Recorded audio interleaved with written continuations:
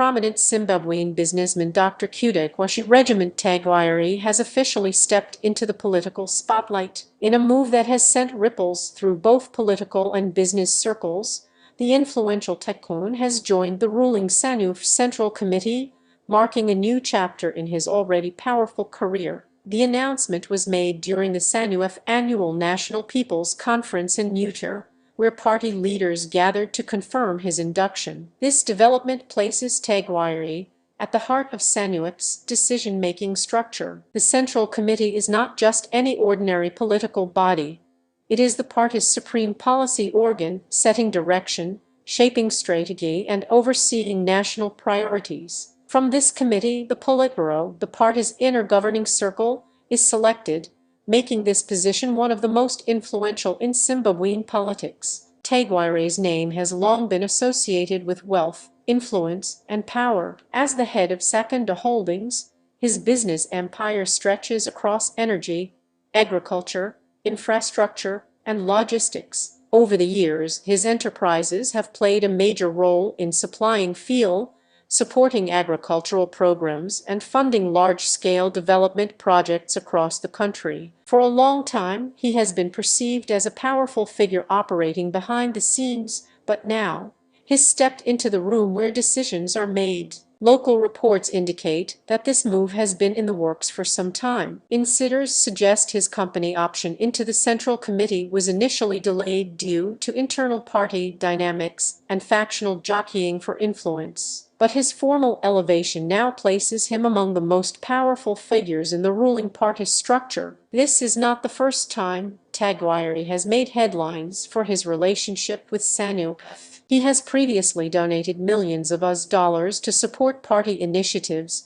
and is reported to have supplied hundreds of vehicles to Central Committee members. Some see this as a display of loyalty and commitment to the party's vision.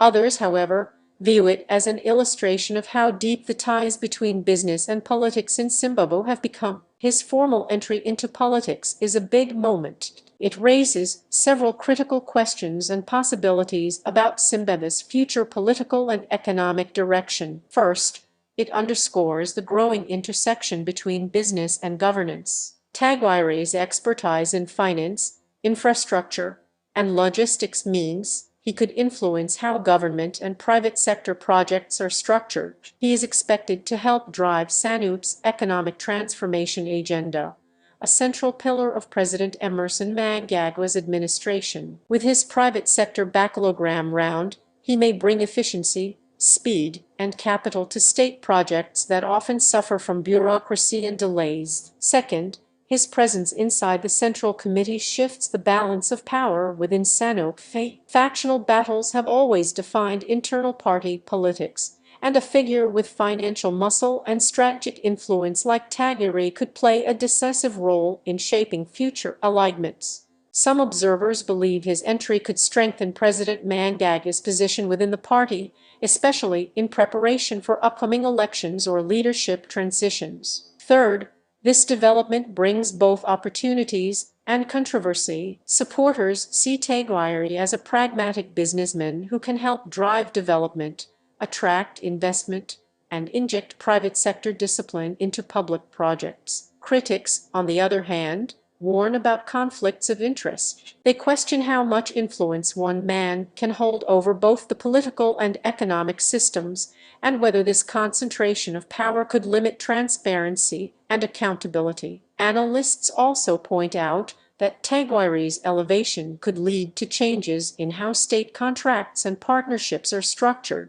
His companies have been key suppliers in major national programs, and now, with a political role, the line between business and governance may blur even further. Some say this could fast-track projects and investments.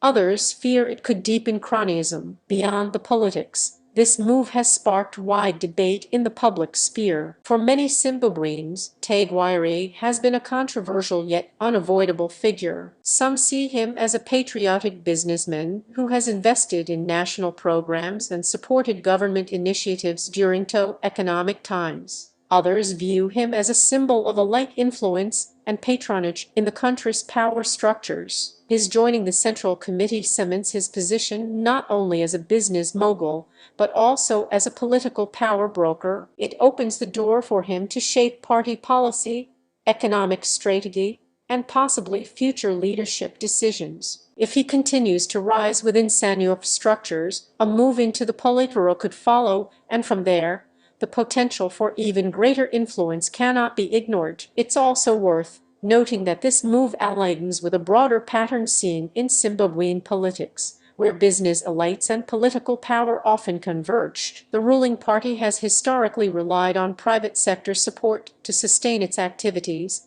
and businessmen like Tagwirei have become central players in this ecosystem. His entry formalizes what many already believed, that he was one of the most powerful figures behind the curtain. Whether this development turns out to be a masterstroke for economic transformation or a flashpoint for controversy will depend on what happens next. Will Tagwirei use his influence to drive meaningful development and investment partnerships, or will his rise deepen the intertwining of business interests with state powers? For now, what is clear is that this is more than just another appointment. It's a power shift that could reshape the landscape of both politics and business in Zimbabwe. Observers will be watching closely to see if this marks the beginning of a new political chapter for Tagwirei, or if it's simply a formal acknowledgement of a role he has long played unofficially. Either way, his entry into Zanu-PF Central Committee is a major turning point, one that could influence policy decisions,